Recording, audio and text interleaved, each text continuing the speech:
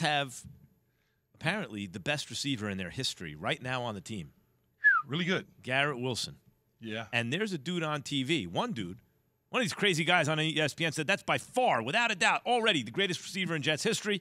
And another crazy guy on ESPN said they just need to throw him the damn ball. Well, he said that, but there was a couple other words in there, too. You should use those. See if you can get away with it. Keyshawn Johnson said on ESPN the Jets need to throw Garrett Wilson the damn ball.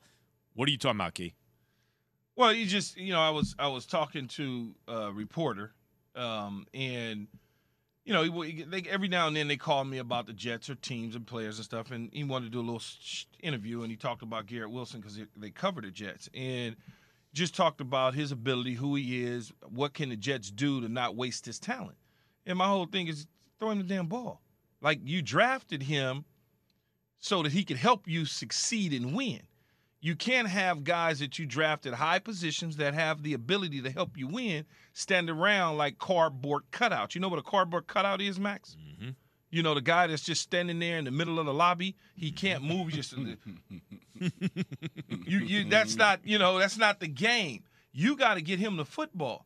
Don't misuse him. Utilize him the right way. Because if you don't, you're gonna ruin his career, and you're gonna get fired.